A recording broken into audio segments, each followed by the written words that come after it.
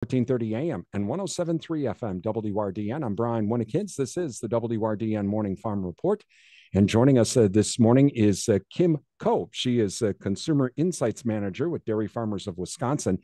She recently did a study on the marketing efforts from the Wisconsin's dairy industry and with Dairy Farmers of Wisconsin. We're going to talk with Kim a little bit about that research today. And thank you to our newsmaker sponsors, including the Wisconsin Farmers Union, Synergy Co-op, Animal Wellness Center of Buffalo Valley, Annabis Silo, Osteoplastics, Compeer Financial, and Elsivia Co-op. And Kim, thank you for joining us today. Well, first, tell us about this research. How did you do it? So this is what we call a brand health tracking study, and we do this every year. And this really measures our efforts in the marketplace to really raise awareness and perceptions of Wisconsin cheese among U.S. cheese consumers. So as I said, this is done every year. We've been doing it every year since 2017. The most recent wave was just at the end of 2022. And we conduct it online. It's an online survey among U.S. cheese consumers and our target consumers. And, we ask the same questions. That's what a tracking study is, so that we can see the trends over time. And so when you do this, when you ask consumers, then do you separate? So like if I answered it in the first wave, can I answer it again in the second wave? Or am I then, nope, you already answered it, we want somebody else? Yeah, that's a very good question. So we work with a third-party vendor who has a huge panel of consumers, and the intent is to have a representative snapshot of the U.S. cheese consumer at each year. So the idea is it's not a longitudinal study. We are not looking for the same people each wave. We want a representative sample each time. And so that person that is being asked to participate in this, are there certain requirements? I mean, like income requirements or where they're at in the country or things like that? We do set certain parameters, not income necessarily, but in any research study, you have a particular audience that you want to talk to. So, we'll have some kind of loose age restrictions, and then we want to make sure we have, again, that representative sample. So we want people from all over the country, and to kind of mirror the U.S. population as much as possible in terms of geography and gender and age and all that kind of stuff. And then from there, we just make sure, since this particular study is about cheese, we want to make sure that they are cheese buyers. Talking with Kim Coe, she's Consumer Insights Manager with Dairy Farmers of Wisconsin this morning. So, Kim, is there a minimum number of people that you want to talk to or have take this online research, this online survey each wave?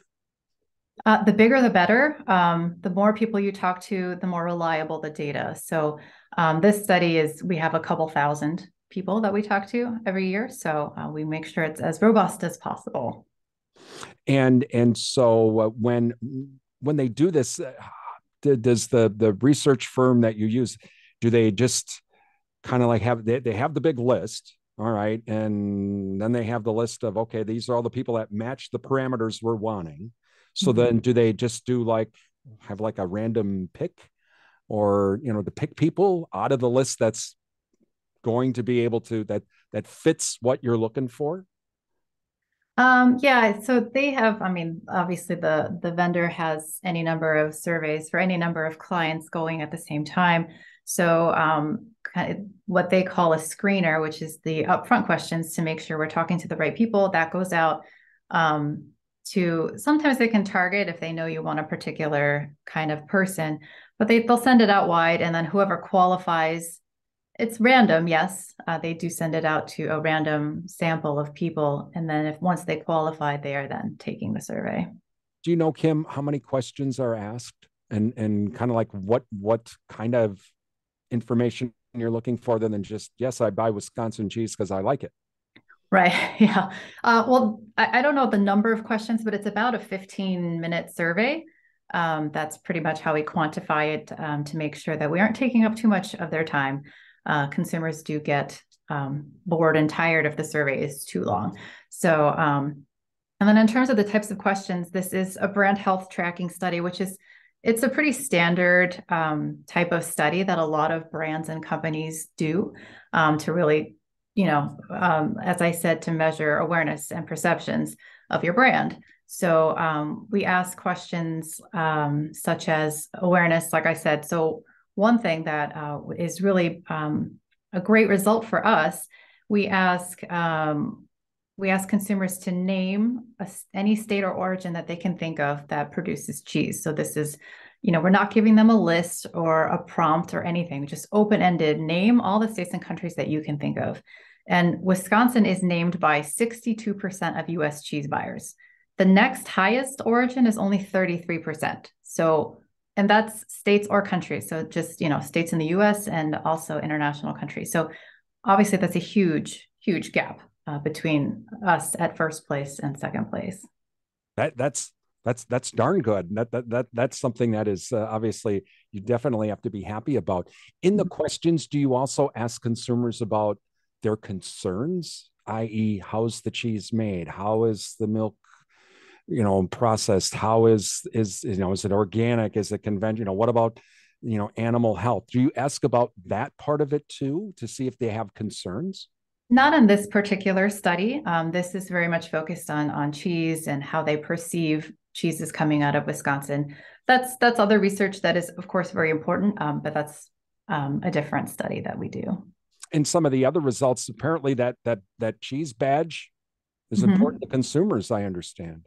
Yes. So we created our new Proudly Wisconsin Cheese badge back in 2018. And that's, of course, something that's in this brand tracker study to make sure that we are seeing growth in awareness of that badge. In 4 short years, actually, it's less than that if you think about it, because we're phasing out our old logo, and that took some time.